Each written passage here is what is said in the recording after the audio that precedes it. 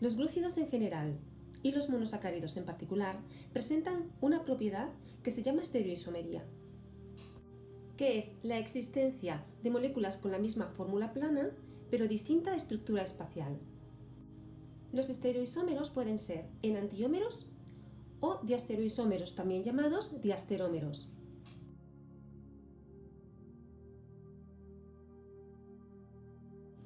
Bien, pues vamos a ver en qué consiste cada uno de estos dos grupos.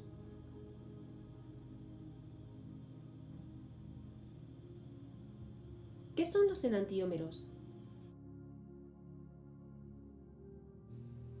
Los enantiómeros o enantiomorfos son imágenes especulares el uno del otro. Si pudiéramos ver uno de ellos en un espejo, el otro constituiría una imagen reflejada. Observad cómo están cambiados los 4 carbonos asimétricos.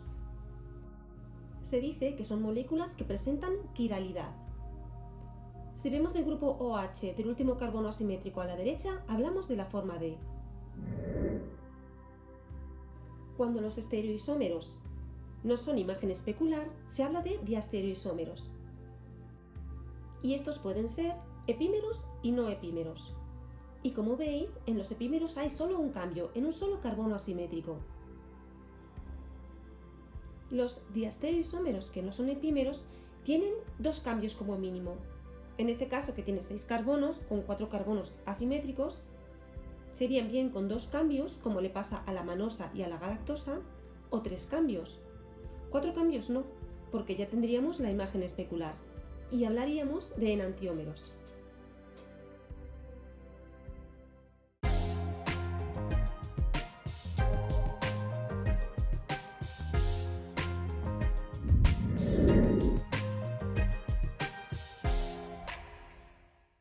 Es un monosacárido de 3 carbonos. Vemos que el carbono simétrico del gliceraldehído es el central. Comprobar que los 4 sustituyentes son diferentes. Según el grupo hidroxilo se encuentra a la derecha o a la izquierda, aunque tenga la misma fórmula C3, H6 o 3, vemos que son moléculas diferentes. El grupo OH o hidroxilo a la derecha es el de gliceraldehído.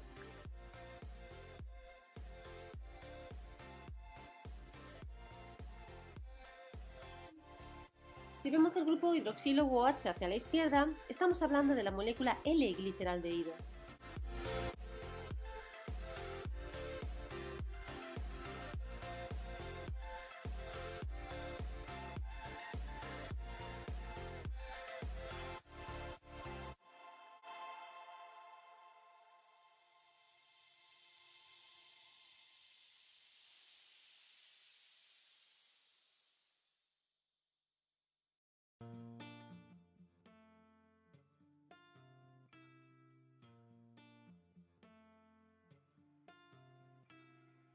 Observad en el dibujo cómo hemos rotulado o coloreado los distintos sustituyentes y cómo estamos marcando el grupo hidroxilo a la derecha y a la izquierda.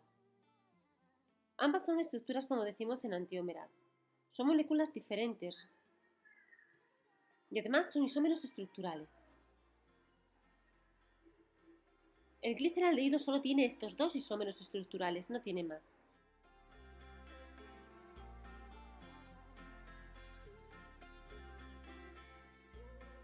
Si pudiéramos ver uno de ellos en un espejo, el otro constituiría su imagen reflejada. Esta propiedad de comportarse como un objeto y su imagen especular se denomina quiralidad. Bien, vamos a ver ahora otra característica. Las disoluciones de estereoisómeros desvían el plano de la luz polarizada. Bueno, en esta imagen estamos viendo cómo inicialmente la luz se desvía en todas las direcciones del espacio. Al pasar por un polarizador, ya la luz la vemos en un solo plano, pero en una disolución, como vemos con monosacáridos, se ha desviado el plano. Aquí vemos de este a este lado, se ha desviado el plano hacia la derecha. También lo puede hacer hacia la izquierda. Bueno, pues esta característica es propia de los monosacáridos. Y lo designamos con el signo más y signo menos. Decimos que son dextrógiros si lo desvían el giro hacia la derecha, y levógiros si desvían el plano de la luz polarizada hacia la izquierda. Todos los monosacáridos que vais a conocer son dextrógiros, excepto la fructosa, que es fuertemente levógira. Estas son las posibilidades que podemos encontrar. Ahora bien, en la naturaleza, ¿cuáles vamos a encontrar? Bien, levógiro hemos dicho solo la fructosa, los demás todos D más gliceraldehído.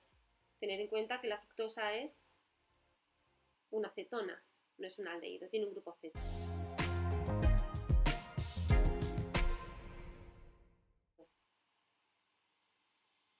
¿Qué ocurre si el monosacárido tiene más de 3 carbonos? Vamos a estudiar, por ejemplo, el caso de la ribosa. El gliceraldehído tenía solamente un carbono asimétrico, pero ahora vamos a tener más. Aquí lo estamos viendo. El carbono 2 es un carbono asimétrico. El carbono 3 también lo es.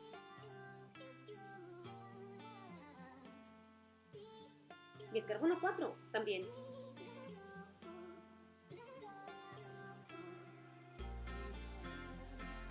Carbono 1 y carbono 6 no lo son.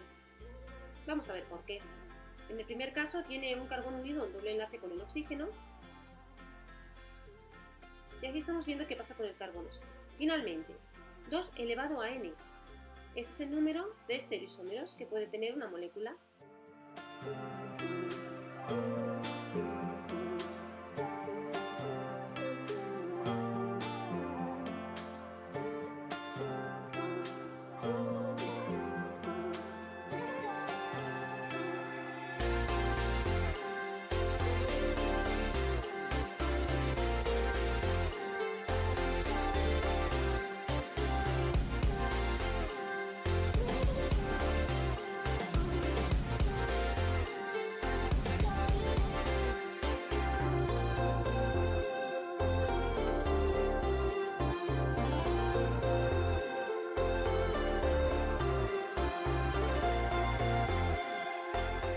Bien, pues para saber cuáles son, tendríamos que sumar los enantiómeros y todos los llamados epímeros.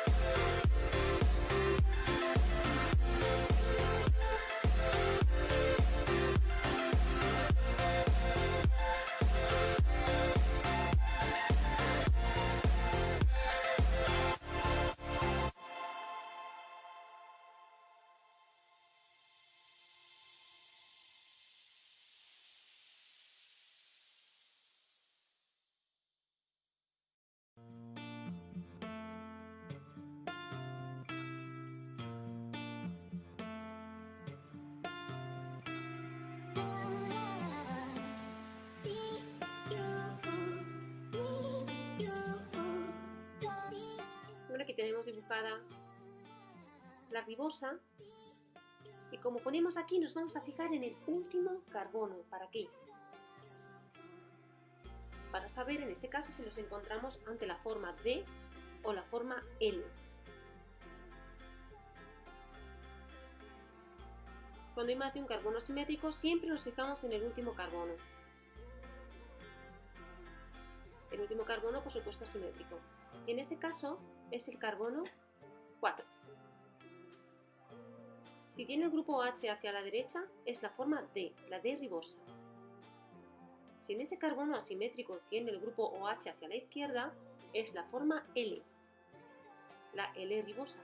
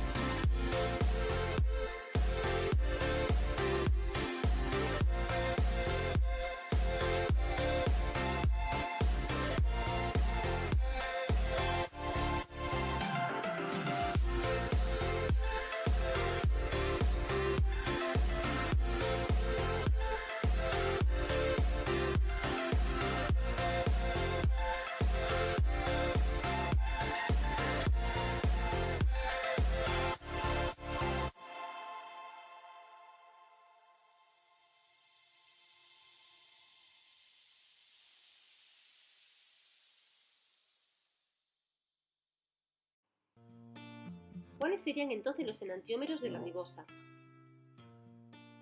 La D-ribosa y la L-ribosa. Vamos a dibujarlas.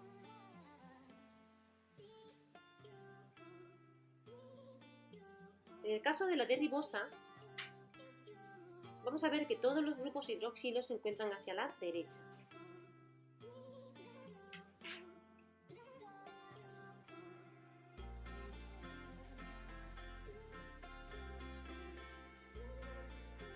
Sin embargo, en la L-ribosa, los grupos hidroxilos se encuentran hacia la izquierda.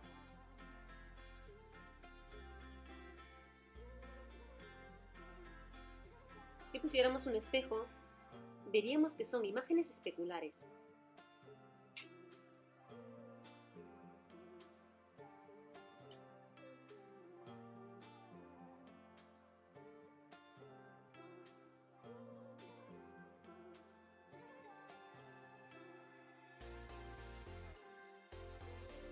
Aquí tenemos la D-ribosa.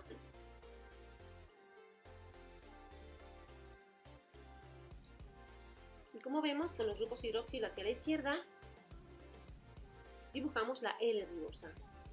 Ya tenemos dos estereoisómeros, los enantiómeros.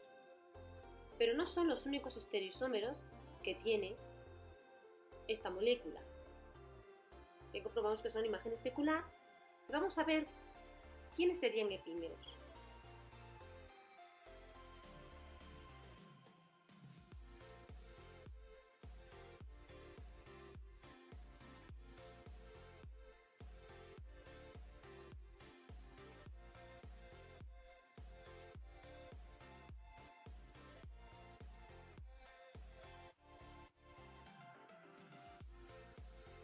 Sabemos que dentro de los estereoisómeros se pueden diferenciar los que son imágenes especulares, que llamamos enantiomorfos o enantiómeros, y aquellos que no lo son.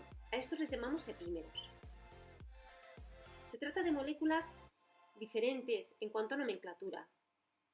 Ya perdería el nombre de ribosa, se llamarían de otra manera, si hablamos de los epímeros de la ribosa. También se llaman diestereoisómeros. A los epímeros se les denomina diastereoisómeros.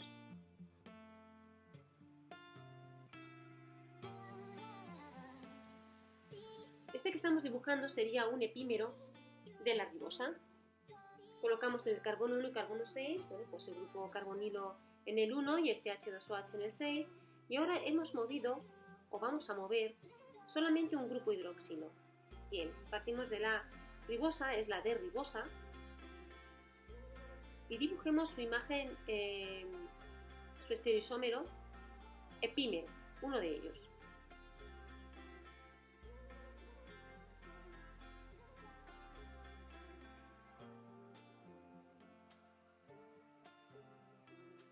Por ejemplo, este, el del carbono 2. Si en lugar de a la derecha lo colocamos a la izquierda, esta molécula es un epímero de la ribosa, de la D-ribosa. Sería también D, porque si nos fijamos en el último carbono asimétrico, en el carbono 4, el hidroxilo se encuentra a la derecha. Sería un epímero, un D epímero de la D-ribosa. No sabemos su nombre. En el carbono 3 podemos hacer también el cambio y comprobar cómo no son imagen especular. Hemos cambiado ahora carbono 2, carbono 3. El grupo hidroxilo lo hemos colocado a la izquierda en lugar de a la derecha y ese es otro epímero, sigue siendo un D epímero.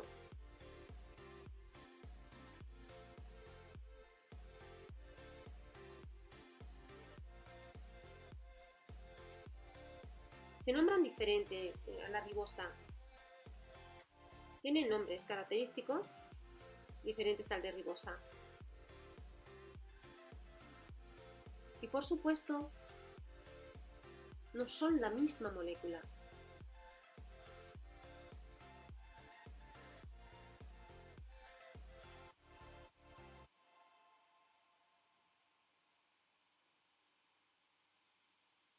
Bien, espero que haya quedado claro todo este concepto de estereoisomería en los monosacáridos, por la importancia que tiene. que sería interesante ir haciendo ensayos en otras moléculas, en las de 4 carbonos, en las de 6 carbonos.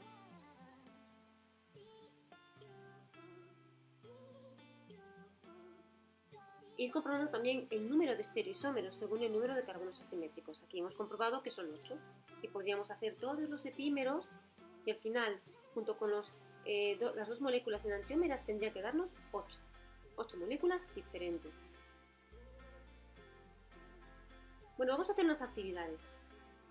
¿Cuántos estereoisómeros tiene la glucosa? Calculad el número. Ahora dibujáis la D-glucosa y la L-glucosa, los enantiómeros. Y finalmente el epímero manosa, que es un epímero de la glucosa.